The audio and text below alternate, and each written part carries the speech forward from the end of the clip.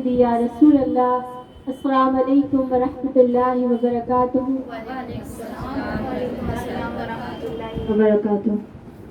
نظر کا نور دلوں کا چین کہتے ہیں.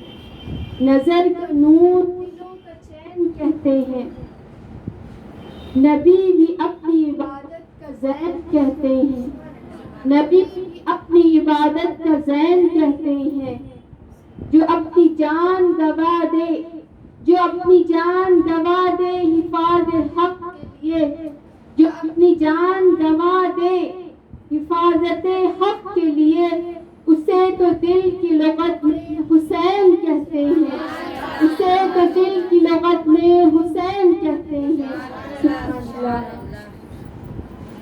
اللہ رب العزت کا شکر ہے کہ اللہ تعالیٰ نے ہم کو پھر اس ذکر کے لیے جمع کیا. اللہ تعالیٰ ہمارے اس ذکر کو، امام حسین علیہ السلام کے ذکر کو، اس اعلیٰ ذکر کو اپنی بارگاہ میں قبول کرے اور ہمیں اس کا بہتر اجر عطا کرے. ہم یہاں تک پہنچے تھے کہ امام عالی مقام خانہ کعبہ پہنچ گئے اور وہاں اطمینان کے ساتھ حضرت خدیجہ الکبریٰ کے مکان پہ آپ لوگوں نے قیام کیا. اور وہاں کیونکہ حج کا موقع تھا اور لوگ کافی جمع تھے، امام وہاں بیٹھے نہیں بلکہ دین کے لیے، دین کی رشد و ہدایت کے لیے لوگوں کو واعظ و نصیحت کرتے رہے. اور ہر وقت ایک ہجوم آپ کے آس پاس رہتا تھا. لوگ آپ سے خیر و برکت لینے کے لیے، آپ سے علم حاصل کرنے کے لیے ہر وقت آپ کو گھیرے رہتے تھے. یہاں تک ہم پہنچے تھے کل. آج ہم اپنا آغاز کرتے ہیں ایک دوسرے سوال کے ساتھ کہ جب امام حسین مکہ میں تھے تو کن لوگوں کا خط بہت زیادہ آ رہا تھا؟ آپ ہمیں اس کا جواب عنایت فرمائیں.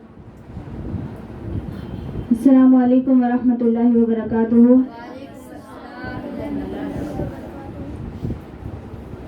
بسم اللہ الرحمن الرحیم. اللہم صلی علی سیدنا و مولانا محمد وعلی آلہ و اصحابہ وبارک وسلم وصلی علیہ. صلو علی الحسین و اصحابہ. الحمدللہ اللہ نے ہمیں پھر سے موقع عنایت فرمایا کہ ہم ذکر حسین کرنے کی سعادت حاصل کر رہے ہیں. اور یہاں تک بات پہنچی جو بتائی گئی تو ہم کہ امام حسین مکہ معظمہ میں موجود ہیں. مکہ معظمہ میں خط آتا ہے. کن کا خط آتا ہے یہ سوال ہوا ہے. خط جو ہے یہاں پہ کوفے والوں کا آیا.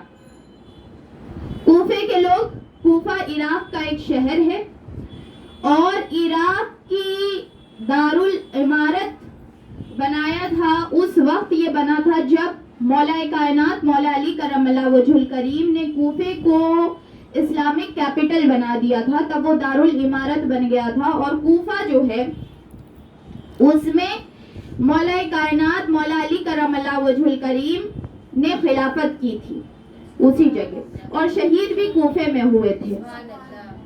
تو یہاں پر جو ہے، یہاں پر امام حسین علیہ السلام کے پاس خط آیا اور کوفے کا خط آیا، کوفے کے لوگوں کا خط آیا. یہ کوفے کے لوگ تھے، انہوں نے خط بھیجا. کیا خط تھا؟ بہت سارے خط آئے. ایک خط نہیں، کئی خط، کئی خطوط جسے کہا جاتا ہے آئے.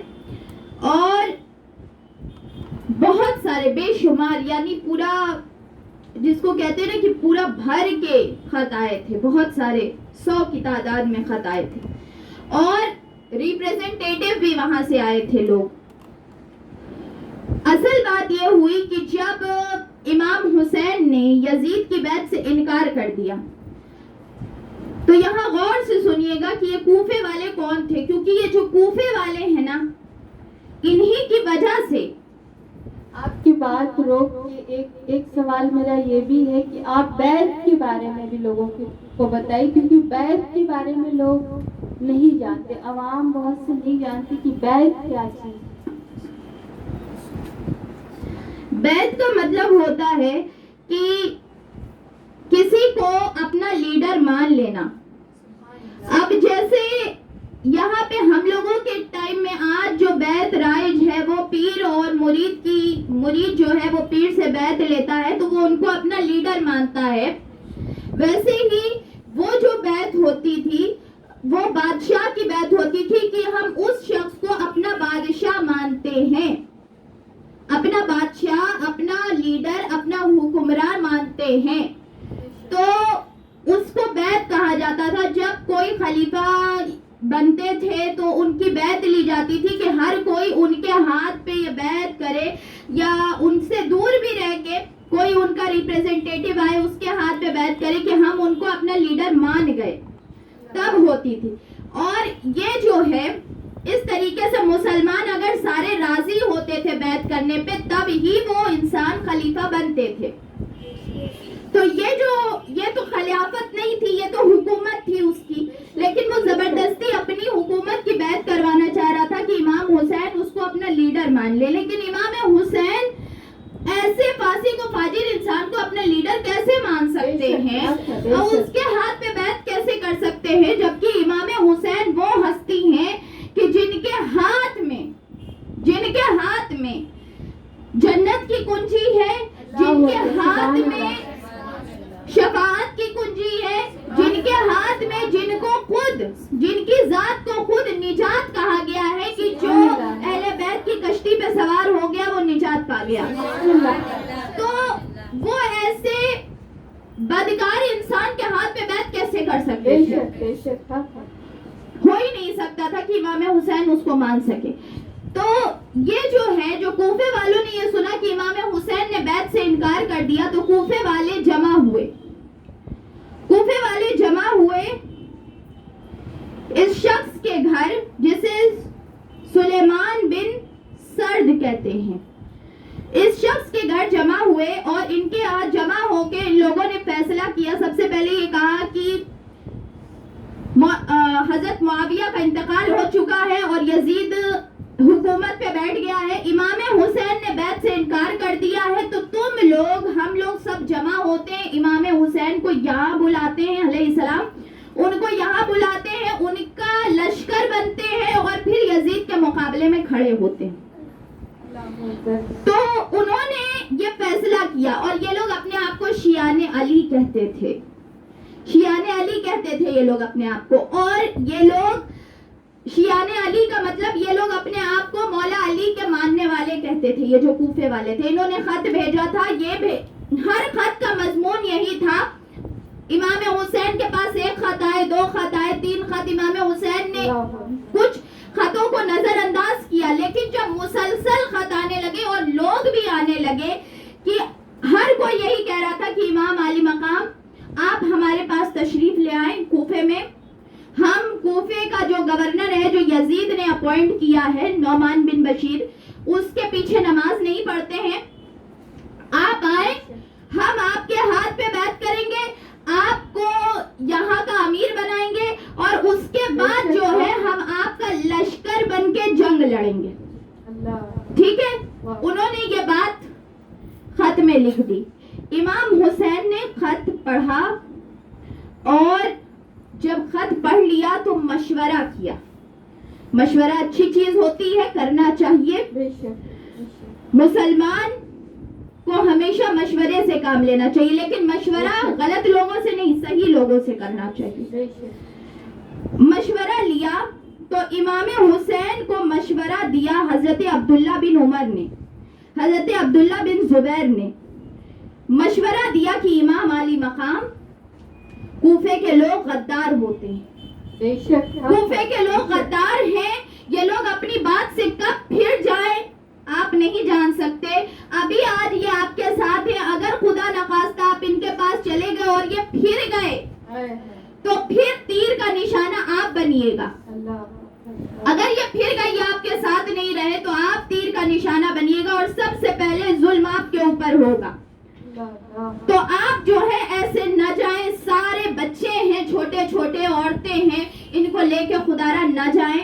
آپ ان کی بات پہ بھروسہ نہ کریں. یہ لوگ ابھی بہت بڑے بڑے دعوے کر رہے ہیں. دعویٰ کرنا آسان ہوتا ہے, اور ہم یہ کہتے ہیں, کسی نے تو یہ کہا کہ ہم یہ کہتے ہیں کہ آپ ٹوٹل فیصلہ کر لیں کہ آپ کوفے کبھی مت جائیے گا. کوفے کا راستہ آپ طے مت کریے, آپ مکے ہی میں رہیے. امام حسین نے یہ کہا کہ اصل بات یہ نہیں ہے کہ وہ بلا رہے ہیں, وہ دھوکہ دیں گے یا وہ میرا ساتھ دیں گے. اصل بات تو یہ ہے کہ مجھے قیامت کے دن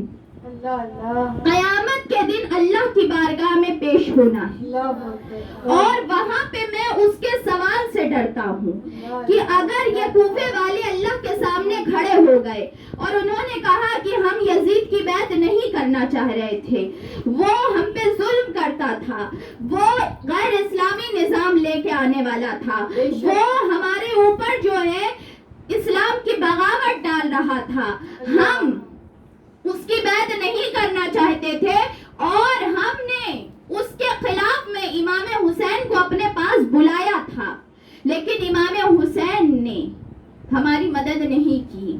اگر قیامت کے دن کوفے والے کھڑے ہو گئے یہ بولنے کے لیے کہ حسین نے وقت کی غلط روش کے خلاف, اسلام کے خلاف, دیکھتے ہوئے بھی ہم بلا بھی رہے تھے, ہم کہہ رہے تھے کہ ہاتھ پہ ہاتھ دے کے جنگ کریں گے, آپ کی فوج بنیں گے, ہم نے خط بھی بھیجا, بے شمار لوگوں کو بھی بھیجا, لیکن حسین نے جواب نہیں دیا, تو پھر میں اللہ کے سامنے کیا جواب دوں گا؟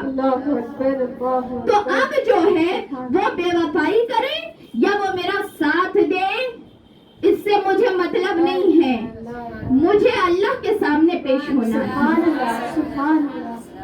ذرا امام حسین کا جذبہ دیکھیں, اور کسی کو دنیا کو نظر انداز کر کے صرف اپنے پروردگار کے بارے میں سوچنا دیکھیں. سب لوگوں نے یہ کہا کہ آپ جانتے ہیں یہ کوفہ وہی شہر ہے جہاں آپ کے والد کو شہید کیا گیا تھا, آپ جائیے گا, ہو سکتا ہے ان کا رنگ بدل جائے, یہ لوگ بدل بہت جلدی جاتے ہیں, آپ کو کہیں یہ چھوڑ دیں گے اور یہ سارے لوگ ہٹ جائیں گے, تو آپ یزید کی فوج کے سامنے اکیلے رہیے گا, اور چھوٹے چھوٹے بچے ہیں, عورتیں ہیں, ہم اس سے خوف کرتے ہیں. آپ ہماری آنکھوں کے تارے ہیں, آپ جگر گوشہ رسول ہیں, آپ اسلام کی عزت ہیں, آپ اسلام کا وقار ہیں. اگر کچھ آپ کو ہو گیا تو پھر کیا ہوگا؟ امام حسین نے کہا کہ اب اللہ کا فیصلہ ہو چکا ہے, اللہ کا فیصلہ ہو چکا, اور جہاں تک میری بات ہے اور میرے خاندان والوں کی بات ہے تو ہم کسی مصیبت سے ڈرنے والے نہیں ہیں, اور اللہ کی خاطر ہم ہر پریشانیاں جھیلنے کو تیار ہیں. بس حسین یہ نہیں چاہتا کہ ہم اپنے نانا کے سامنے شرمسار ہوں. میں اپنے نانا کے سامنے یہ کہہ سکوں کہ نانا جان, مجھے بلایا گیا تھا اسلام کے لیے اور میں کھڑا ہوا تھا, میں پیچھے نہیں ہٹا, چاہے مجھے خبر تھی کہ یہ دھوکہ دیں گے یا چھوڑ دیں گے, لیکن پھر بھی میں پیچھے نہیں ہٹا. لوگوں نے بتایا, پھر بھی میں اسلام کے لیے کھڑا رہا. امام حسین نے پھر بھی لوگوں نے کہا کہ آپ ایک بار سوچ لیں. تو امام حسین نے کہا ایسا کرتے ہیں کہ ایک اپنا قاصد بھیج دیتے ہیں, پہلے اپنا ریپریزنٹیٹیو, اپنے طرف کا ایک آدمی بھیج کے دیکھتے ہیں کہ کیا ہوتا ہے. تو یہ خط جو تھے وہ کوفے والوں کی طرف سے آئے تھے, اور کوفے والوں نے بلایا تھا کہ آپ آئیں. تو امام حسین جو نکلے تھے مکے سے, یہ اپنے سے نہیں نکلے تھے, کوفے والوں نے بلایا تھا اسلام کی خاطر. سبحان اللہ, ماشاء اللہ. काफ़ी बेहतरीन जवाब था। अगला हमारा ये सवाल है कि जब इमाम हुसैन रज़ियल्लाहु ताला अन्हु मक्का में थे तो किन लोगों के खुतूत बहुत ज़्यादा आने लगे और उन खतों को पढ़कर इमाम हुसैन ने क्या किया?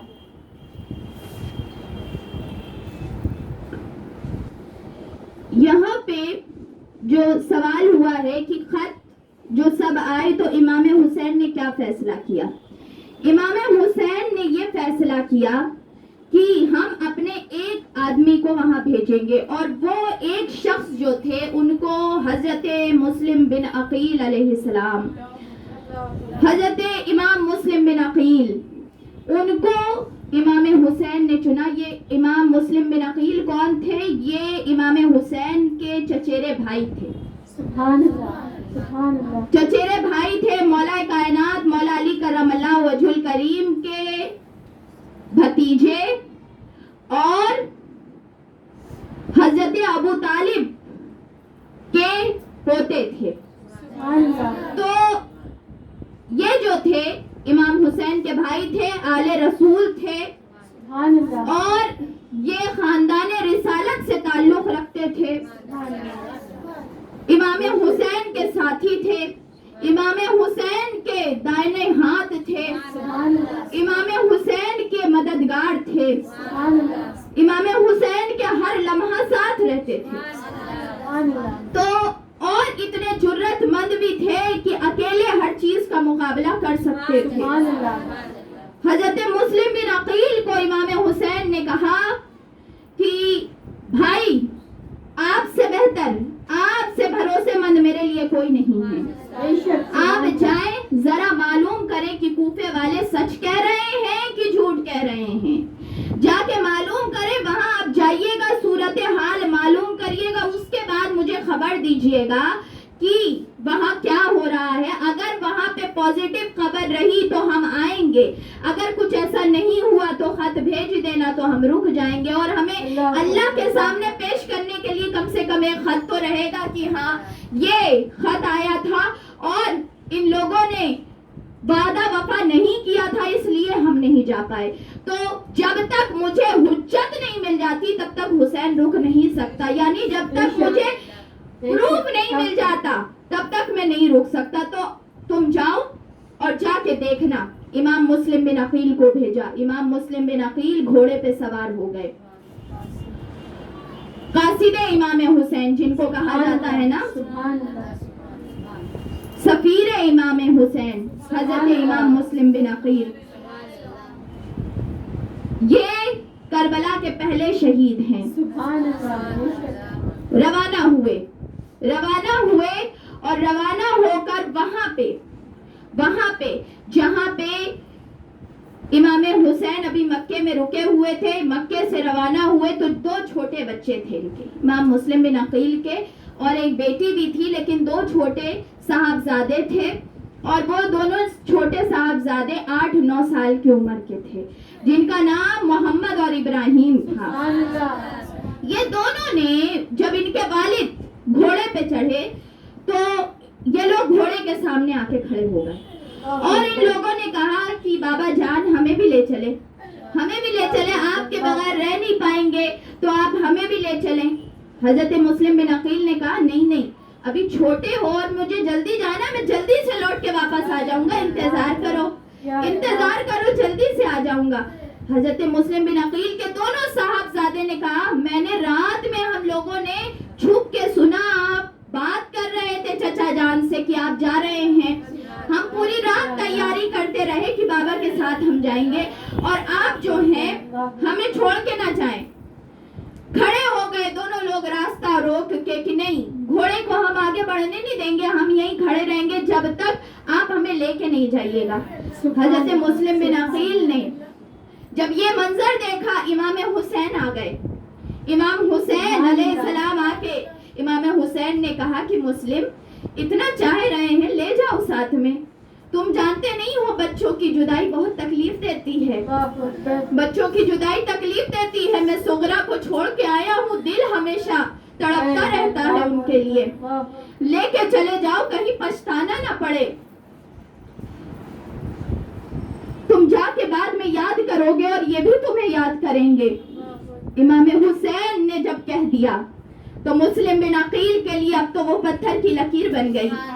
جو امام حسین کہہ دیتے تھے وہ تو لبیک کہہ کے ماننا ہی رہتا تھا. امام حسین نے کہا، مسلم بن عقیل نے بغیر کسی سوال کے اور بغیر کسی لفظ کے ان دونوں بچوں کو اٹھایا اور گھوڑے پہ بیٹھا لیا اور پہلا شہید روانہ ہو گیا. حضرت مسلم بن عقیل کوفے میں پہنچے. کوفے میں حضرت مسلم بن عقیل جیسے ہی پہنچے، انٹری ہوئی، کوفے والے سب دیکھ کے خوش ہو گئے. سب لوگ خوش ہو گئے. سب لوگوں نے استقبال کیا. مرحبا کے نعرے لگ رہے ہیں. آل رسول کی آمد مرحبا کے نعرے ہو رہے ہیں. امام حسین کے سفیر آ گئے، نعرہ لگ رہا ہے.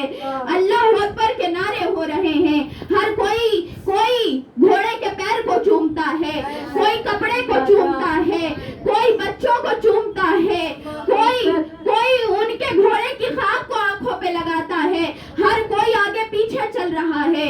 حضرت مسلم بن عقیل مسجد میں جاتے ہیں.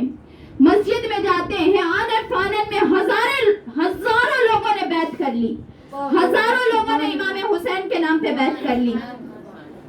ہر کسی نے بیعت کی. ہر کوئی تڑپ رہا ہے ملنے کے لیے. ہر کسی کے اندر شوق، عقیدت، محبت، خوشی نظر آ رہی ہے.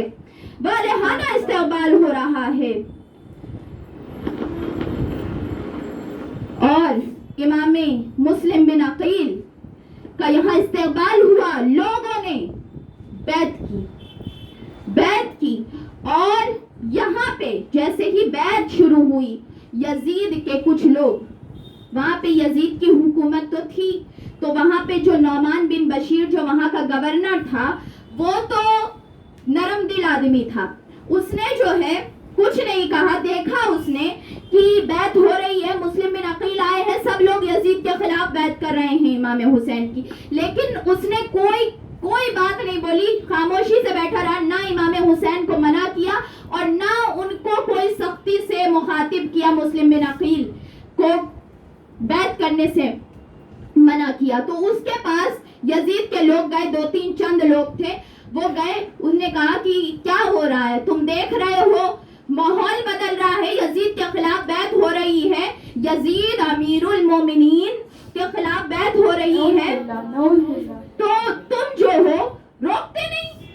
تو انہوں نے کہا، نعمان بن بشیر جو تھا اس نے کہا کہ دیکھیے، انہوں نے ابھی تک مجھ سے تو کچھ نہیں کہا ہے نا، مجھ سے تو کچھ نہیں کہا ہے، میں اس وقت تک کچھ نہیں کروں گا جب تک وہ میرے پاس نہیں آئیں گے. تو جب ان لوگوں نے دیکھا، شیطانی دماغ ان لوگوں کا تھا، ان لوگوں نے یہ دیکھا کہ نعمان بن بشیر کچھ کرنے والا نہیں ہے. ان لوگ آہستہ سے جاسوس یزید کے پاس بھیج دیا اور یزید کے پاس جاسوس روانہ ہو گیا یہ خبر دینے کے لیے کہ یزید کے خلاف بیعت ہو رہی ہے اور مسلم بن عقیل اور ان کے 2 صاحبزادے آئے ہوئے ہیں، امام حسین کے نام پہ بیعت لے رہے ہیں. سبحان اللہ، ماشاء اللہ، کافی اچھی گفتگو ہوئی. ہمارا دوسرا سوال یہ ہے کہ حضرت مسلم بن عقیل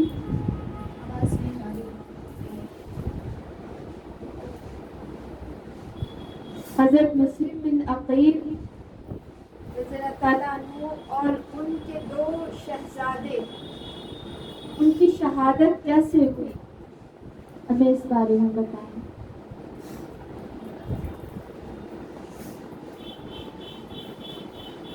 یہ سوال جو ہے یہ آج کا آخری سوال ہوگا اور یہ آج گفتگو اسی پہ اختتام ہوگی. لمبی ہے داستان. حضرت مسلم بن عقیل بیعت لے رہے تھے.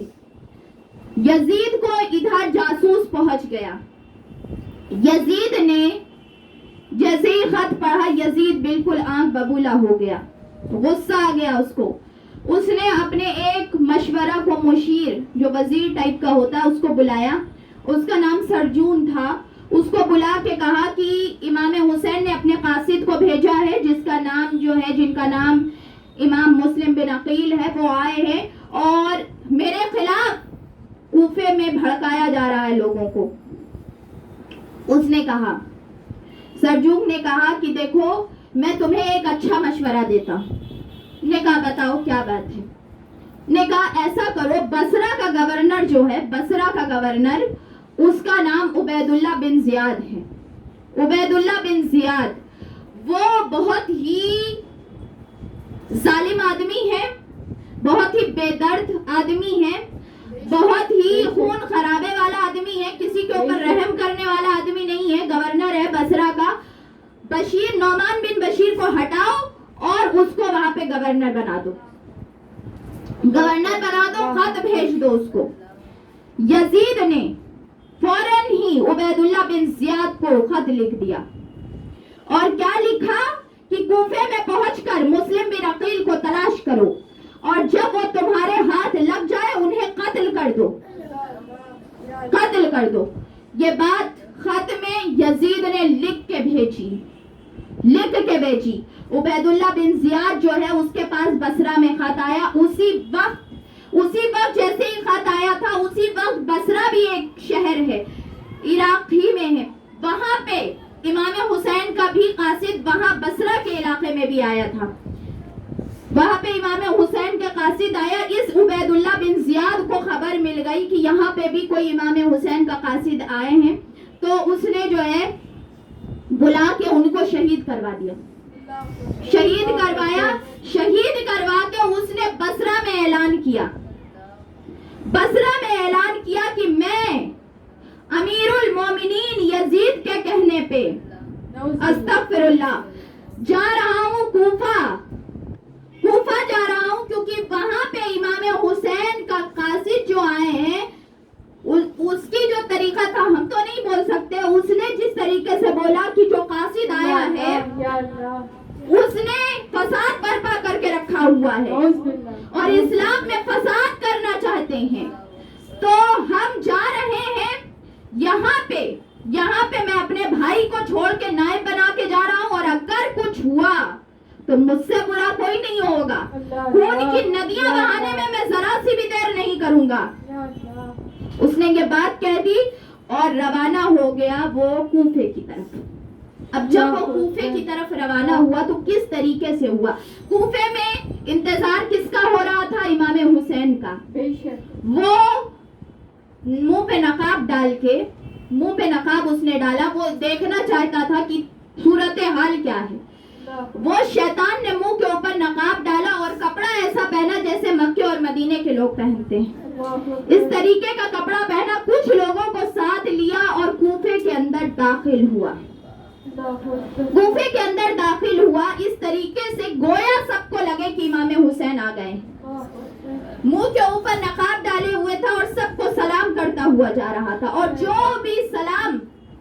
جس کو بھی سلام کرتا ہر کوئی کہتا السلام علیکہ مرحبا یا بنت رسول, یا ابن رسول صلی اللہ تعالی علیہ وسلم, یا ابن رسول صلی اللہ تعالی علیہ وسلم, السلام علیکہ یا ابن رسول صلی اللہ تعالی علیہ وسلم. ہر کوئی اس کو اسی طریقے سے سلام کرتا اور وہ چلتا کوفے کی جو ہیڈ کوارٹر تھا, جو دارالعمارت تھا, وہاں کا جو قلعہ تھا اس کے دروازے پہ پہنچا. جیسے ہی قلعے کے دروازے پہ پہنچا, نعمان بن بشیر جو تھے ان کو بھی یہ لگا کہ امام حسین آئے ہیں, تو انہوں نے قلعے کا دروازہ بند کر دیا اور وہ کھڑے ہو کے اوپر سے انہوں نے کہا کہ دیکھیں آپ یہاں سے چلے جائیں, ہم آل رسول کو تکلیف نہیں دینا چاہتے ہیں اور آپ یہاں سے چلے جائیں ورنہ یزید کوئی غلط قدم اٹھا لے گا. تو یہ بات جب ابن زیاد نے سنی, ابن زیاد نے اپنے چہرے سے نقاب ہٹایا اور اس نے کہا اسی لیے تو میں یہاں آیا ہوں کہ تم کوئی قدم نہیں اٹھا رہے تھے, اب میں دکھاتا ہوں کہ کس طریقے سے روکا جاتا ہے ان کو. دروازہ کھولو. دروازہ کھولا گیا, ہر کوئی سہم گیا, ابن زیاد کا چہرہ دیکھ کے سہم گیا. اس کو ابن مرجانہ کا لڑکا کہا جاتا تھا، ابن مرجانہ کہا جاتا تھا، اور یہ جو تھا بہت ہی بے رحم انسان مشہور تھا، مشہور تھا یہ بے رحمی میں۔ جب سب لوگ سہم گئے، اس نے جو ہے دروازہ کھولا، نعمان بن بشیر کو کہا کہ اب تم یہاں کے گورنر نہیں رہے، نکل جاؤ یہاں سے، اور خود بیٹھ گیا دارالامارت پہ، وزیر وہاں کا گورنر بن کے بیٹھا۔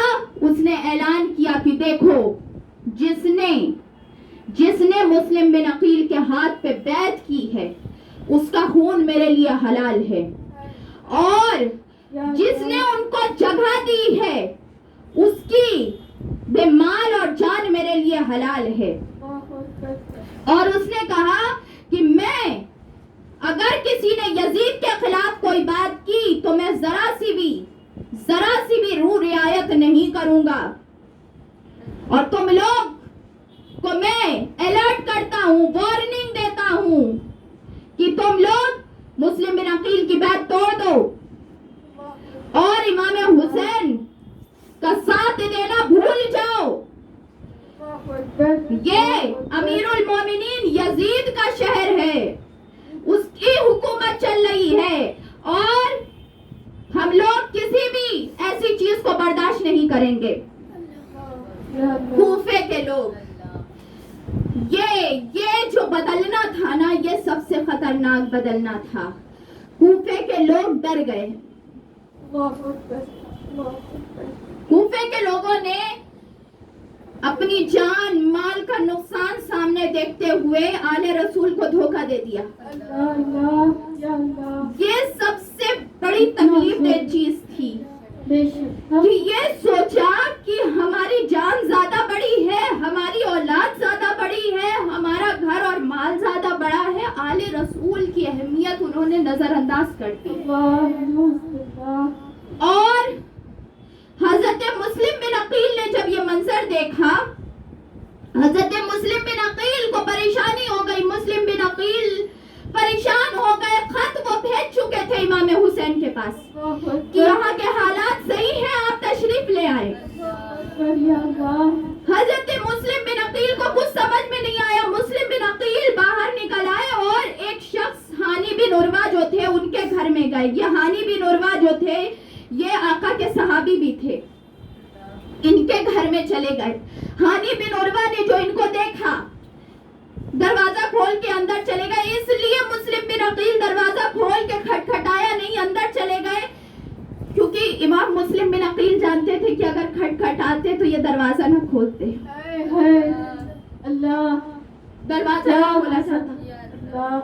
امام مسلم بن عقیل اندر چلے گئے، اور ان کو یہ بھی پتا تھا کہ اگر میں باہر راستے میں اس طریقے سے کھڑا رہا تو یہ لوگ مجھے گرفتار کر لیں گے۔ امام مسلم بن عقیل اندر چلے گئے۔ امام مسلم بن عقیل کو دیکھ کے ہانی بن عروہ جو تھے ان کے چہرے پہ خوشی نہیں ہوئی، انہوں نے کہا کہ اگر آپ باہر رہتے تو شاید میں اندر آنے کو نہ کہتا، لیکن اب اندر آ گئے ہیں تو اب یہ اخلاق کے خلاف ہے کہ میں آپ کو باہر نکال دوں، تو آپ جو ہے رک جائیں یہاں پہ۔ ہانی بن عروہ نے کے اندر پھر بھی باقی کوفے والوں سے اچھا دل تھا ان کا۔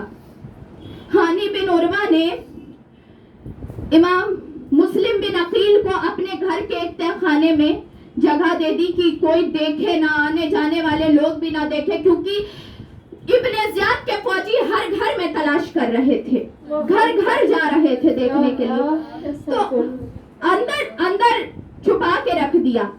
اب مسلم بن عقیل کی تلاش پورے کوفے میں ہو رہی ہے، امام مسلم بن عقیل جب نہیں ملے تو ابن زیاد نے اپنے ایک غلام کو کہا کہ تم جو ہو ایسا کرو کہ یہ 3000 درہم، سونے کے سکے ہوتے تھے نا، 3000 درہم یہ میں تمہیں دے رہا ہوں، تم مسجد جاؤ اور مسجد جا کے ایک ایک آدمی سے پوچھنا کہ ہم شام سے آئے ہیں، سیریا سے آئے ہیں، اور ہمیں مسلم بن عقیل کے ہاتھ پہ بیعت کرنی ہے۔ ہاتھ پہ بیعت کرنی ہے، آپ ہمیں ان کی جگہ بتا دیں، ہم جا کے نذرانہ پیش کریں گے اور جو ہے ان کے ہاتھ پہ بیعت کریں گے۔ یہ ساری چالیں آل رسول کے خلاف ہو رہی ہیں۔ گیا وہ انسان مسجد میں ایک آدمی سے پوچھا، وہاں ایک اچھے نورانی شخص والے انسان بیٹھے ہوئے تھے، نماز پڑھ رہے تھے، تو کسی نے اس کو بتایا کان میں، ایک سے وہ پوچھ رہا تھا نا، تو خبر اندر خفیہ تھی، کسی نے اس کو بتایا کان میں کہ دیکھو تم کھوج رہے ہو، یہ جو شخص بیٹھے ہوئے نا ان سے پوچھ لو، یہ بتا دیں گے۔ وہ گیا، اس نے جا کے ان سے پوچھا کہ مسلم بن عقیل کے سامنے میں نذرانہ میں حب اہل بیت رکھنے والا آدمی، اللہ تعالیٰ نے مجھے بڑا انعام کیا ہے کہ میرے اندر حب اہل بیت ڈالی ہے، آپ مجھے خدارہ مسلم بن عقیل کے دربار میں لے چلے، میں ان کی زیارت کرنا چاہتا ہوں اور امام حسین کے لیے بیعت کرنا چاہتا ہوں، مجھے خدارہ ان کی زیارت کروا دیں، نذرانہ بھی میں لے کر آیا ہوں، پیش کروں گا ان کی خدمت میں۔ اس شخص نے سوچا بڑی عقیدت مند، بڑی عقیدت سے بول رہا تھا، آپ دیکھیں یہ منافقت، انہوں نے وہ لے کے چلے گئے مسلم بن عقیل کے پاس، وہ انسان مسلم بن عقیل کے پاس کئی ہفتوں تک رہا، امام مسلم بن عقیل کے ساتھ رہا، اس نے ہر چیز دیکھ لی وہاں کی، ہانی بن عروہ کے گھر کی ساری چیزیں دیکھ لی، راستہ آنے جانے کا، چلنا پھرنا، اور امام مسلم کیا کیا کرتے رہتے ہیں وہ ساری چیزیں اس نے دیکھی، اور واپس آ گیا۔ واپس اس نے کہا کہ ہم آ رہے ہیں کچھ دن میں، واپس گیا اور ابن زیاد کو جا کے ساری خبر بتا دی۔ ابن زیاد نے فوراً ہی حکم دیا کہ ہانی بن عروہ کو گرفتار کر کے میرے پاس لایا جائے۔ ہانی بن عروہ کو گرفتار کر کے لایا گیا۔ ہانی بن عروہ محل میں آئے اور محل میں پوچھا کہ کیا بات ہے، مجھے کیوں بلایا؟ کہا کہ سنا ہے تم نے قاصد حسین کو جگہ دی ہے اپنے گھر میں۔ ہانی بن عروہ نے کہا وہ میرے گھر آئے تھے اور میں انکار نہیں کر سکتا تھا اور میں نے جگہ دی، تو اس نے کہا کہ اچھا اب مجھے حوالے کر دو، ان کو میرے حوالے کر دو۔ ہانی بن عروہ نے کہا کہ خدا کی قسم جو کچھ بھی ہو جائے گا میں ان کو تیرے جیسے شیطان کے حوالے نہیں کروں گا، تیرے جیسے شیطان کے حوالے نہیں کروں گا۔ ہانی بن عروہ نے جب یہ کہا تو جو ابن زیاد تھا وہ آگے بڑھا، کوڑا لیا اور ہانی بن عروہ کے چہرے پہ مارا۔ ہانی بن عروہ کافی ضعیف تھے۔ ہانی بن عروہ کے چہرے پہ مارا اور کہا تیری زبان میں کھینچ لوں گا، تو نے میری بے ادبی کی ہے۔ اس نے کہا، ہانی بن عروہ نے کہا کہ تم جو چاہو کر لو، میں مسلم بن عقیل کے بارے میں کچھ نہیں بتانے والا ہوں، میں کچھ نہیں بتاؤں گا۔ یہ بات جیسے ہی ہوئی، ابن زیاد نے کہا کہ کیا کیا جائے، اس کو مار دیا جائے۔ وہ مارنے کے لیے آگے بڑھ رہا تھا، قتل کرنے کے لیے، شہید کرنے کے ارادے سے۔